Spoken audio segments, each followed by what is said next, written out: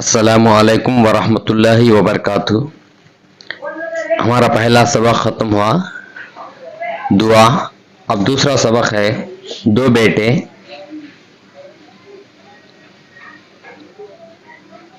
हमारा दूसरा सबक है। इस सबक का अहम मकसद है, इस सबक में नसीहत यह है कि लोगों के साथ खुश अखलाक़ी, भाईचारगी से पेश आना और जुल्म व सितम से बाज आना, इस सबक का एक अहम मकसद है। इसके मुसन्निफ़ हैं मोहम्मद शिबली नोमानी। इनकी पैदाइश 4 जून 1857 बंदवाल ज़िला आज़मगढ़ उत्तर प्रदेश में पैदा हुए। इनकी वफ़ात 18 नवंबर 1914 आज़मगढ़ में इनकी वफ़ात हुई। इनकी किताबें सीरतुन नबी सल्लल्लाहु अलैहि वसल्लम, अल फ़ारूक़, अल ग़ज़ाली, अल मामून, हयात सादी वग़ैरह हैं। अब हम सबक की तरफ आगे बढ़ेंगे। दो बेटे सबक का उन्वान है। किसी मुल्क में एक बादशाह था, उसके 2 लड़के थे। दोनों भाई शक्ल व सूरत के अच्छे और जवां मर्द थे। जब बादशाह के मरने का वक्त आया तो उसने सल्तनत को 2 हिस्सों में बांट दिया और हर एक लड़के के हवाले एक हिस्सा किया, ताकि उसकी वफात के बाद दोनों भाई आपस में लड़ाई झगड़ा ना करें।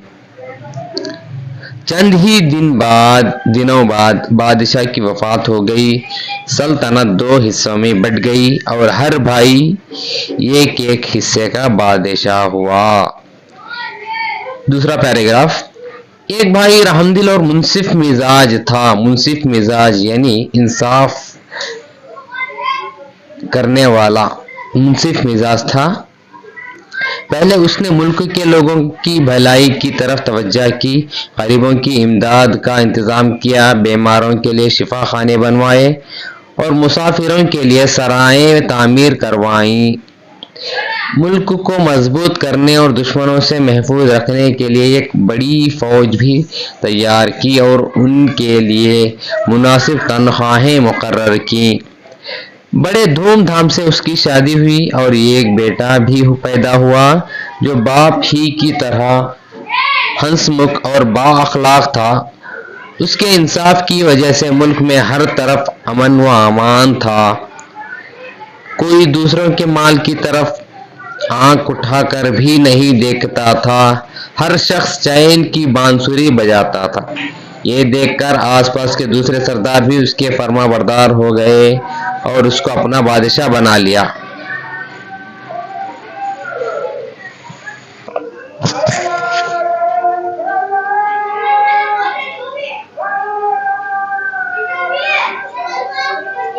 दूसरा पैराग्राफ देखेंगे। तीसरा पैराग्राफ। दूसरा भाई बड़ा लालची और जालिम था। उसने किसानों पर लगान बढ़ा दिया, सौदागरों से ज्यादा टैक्स वसूल करने लगा। वो दरअसल दूसरों का ही नहीं अपना भी दुश्मन था। दौलत जमा करने के लालच में अपने खाने पर भी खर्च नहीं किया करता था। आखिर वहां से सौदागरों ने अपना कारोबार उठा लिया और काश्तकारों ने भी काश्तकारी छोड़ दी। काश्तकारी मतलब ज़राअत। नतीजा ये हुआ कि मुल्क के लोगों का बुरा हाल हो गया और फौज के सिपाही तनख्वाह ना मिलने की वजह से परेशान हो गए। ये हाल देखकर दूसरे मुल्क की फौज ने उस पर हमला कर दिया। सल्तनत उसके हाथों से चली गई और मुल्क तबाह व बर्बाद हो गया। सच है बच्चों, अच्छे काम का अंजाम हमेशा अच्छा होता है और बुरे काम का अंजाम बुरा। इंसाफ और भलाई से मुल्क तरक्की करता है और बुराई से तबाह व बर्बाद हो जाता है। उसके बाद है इमला नवीसी। इन अल्फाज के इमला पर गौर करते हुए उनकी मश्क कीजिए। शक्ल व सूरत के माने हैं, यहाँ पर माने बताता चलो मैं। क्योंकि ये सिर्फ मशक़ के लिए है।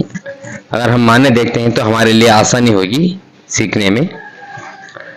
शक्ल व सूरत मतलब ज़ाहिर होने वाली शक्ल, सल्तनत बादशाहत, मुनसिफ मिजाज यानी इंसाफ की मिजाज रखने वाला, इंतज़ाम यानी मुंतज़िम को इंतज़ाम कहते हैं, मजबूत यानी सख्त को, महफूज यानी हिफाजत, तनख्वाहें जब कोई मजदूर किसी मालिक के पास काम करता है तो जो उसे तनख्वाह मिलती है, जो उसे पैसा मिलता है, उसे तनख्वाहें कहते हैं। शख्स, एक आदमी को शख्स कहते हैं। लालच के माने हिर्स को लालच कहते हैं। भलाई के माने अच्छाई। परवरदिगार, अल्लाह रब्बुल इज़्ज़त को, अल्लाह ताला को परवरदिगार कहते हैं। उम्मीदवार, ख्वाहिश रखने वाले को उम्मीदवार कहते हैं।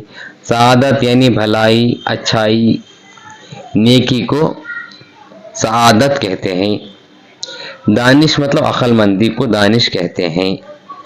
उसके बाद है वाहिद की जमा लिखेंगे हम। फर्स्ट सबसे पहले है किताब है, उसे क्या करेंगे हमें नून गुना कर किताबें लिखेंगे मिलाकर। किताबें, मेवे, मकान, नदी, कमरा। और एक बार गौर से देखें,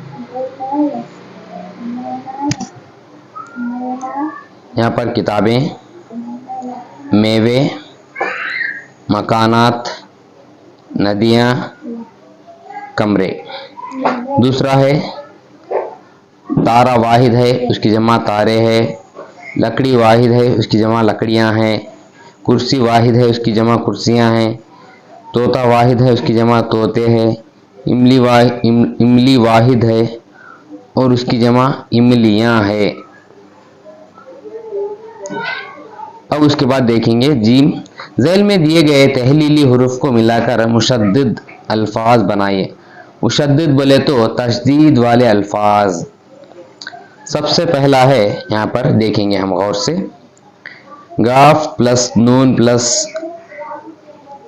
प्लस अलिफ है। यहाँ पर आता है गन्ना। क्या है वहाँ पर? गन्ना।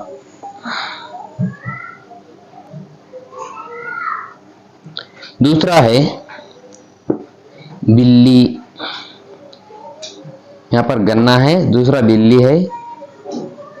तीसरा है अड्डा। चौथा है गली। पांचवा है कच्चा। छठवां है, नंबर यहाँ गलत है, छठवां है चक्की। सातवां है कौवा।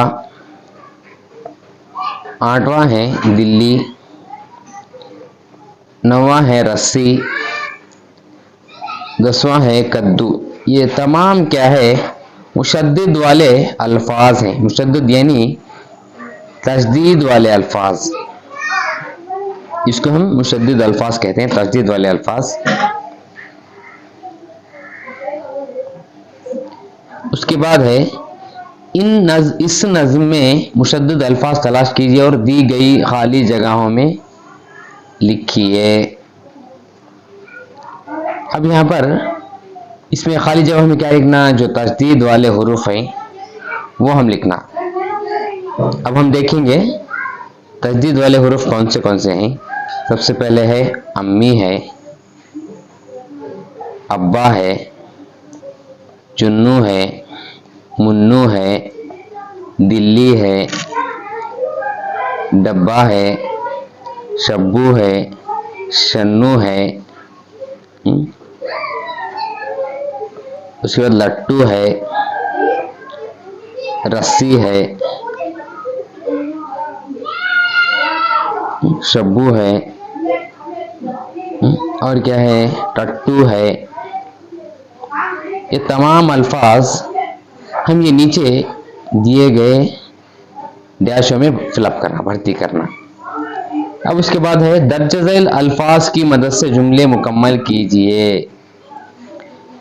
यहाँ पर तमाम देखिए गौर से, पूरे तमाम मुशद्दिद वाले अल्फाज हैं, तशदीद वाले अल्फाज हैं। जैसे बच्चा डैश से खेल रहा है। किससे खेल रहा है? बच्चा लट्टू से खेल रहा है। डैश भिनभिना रहा है। क्या? मच्छर भिनभिना रहा है। हाथी डैश शौक से खाता है। क्या शौक से खाता है हाथी? गन्ना शौक से खाता है। थाल में डैश रखे हैं। थाल में लड्डू रखे हैं। जहाँ डैश में गेहूं पीसते हैं। क्या है? चक्की में गेहूं पीसते हैं। इमली डैश है। क्या है? इमली खट्टी है। हम इसे देखेंगे एरो मार्क की मदद से, कौन सी डैश में क्या आना। बच्चा डैश से खेल रहा है। किससे? लट्टू से खेल रहा है। डैश भिनभिना रहा है। क्या है यहाँ पर? मच्छर भिनभिना रहा है। हाथी डैश शौक से खाता है। क्या? हाथी गन्ना शौक से खाता है। थाल में डैश रखे हैं। क्या रखे हैं? लड्डू रखे हुए हैं, रखे हैं। डैश में गेहूं पीसते हैं। क्या है? किसमें? चक्की में। चक्की में गेहूं पीसते हैं। जाम क्या है? डैश है। जाम, जाम कच्चा है। कैसा है जाम? कच्चा है। इमली डैश है। इमली क्या है? इमली खट्टी है। फिर हम इसे बाद में डैश में फिलअप करेंगे क्या है। उसके बाद गैर मुताल्लुका लफ्ज को कौसैन में लिखिए, यानी अनरिलेटेड जो इसमें नहीं मिलता। जैसे मिसाल के तौर पर यहाँ पर तेल, कैद, नमक, मिर्च। तेल, नमक, मिर्च ये क्या है?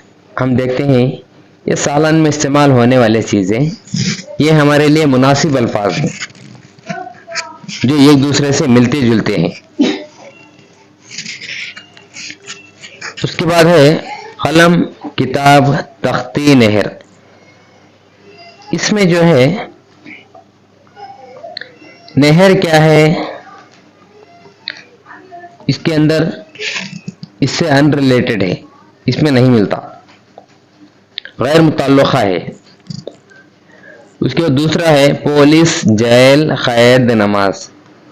अब इसके अंदर पुलिस, जेल, कैद ये क्या है? तीन भी एक है, मुताल्लुका है, इनका ताल्लुक है एक दूसरे से। अब ये नमाज क्या है? गैर मुताल्लुका है। चील, चिड़िया, कबूतर ये तीन क्या है? पर वाले जानवर, परिंदे, जानवर नहीं परिंदे।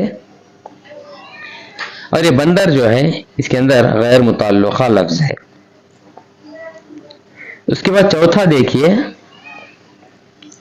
शजर, समर, जड़, बिस्तर। शजर बोले तो दरख्त है, समर बोले तो फल है, जड़ बोले तो जड़ें हैं। ये तीन भी क्या है? मिलते जुलते हैं, पूरे एक दरख्त के हिस्से हैं ये तमाम। ये बिस्तर क्या है? उसका गैर मुताल्लुका लफ्ज है। पांचवा है शेर, बबर, चीता, चील। शेर, बबर, चीता ये क्या है? ये खूनख्वार जानवर हैं, जो जंगली जानवर कहते हैं इनको। ये तीन भी चौपाए हैं ये। और इसके अंदर गैर मुताल्लुका लफ्ज क्या है? चील है, ये गैर मुताल्लुका लफ्ज है।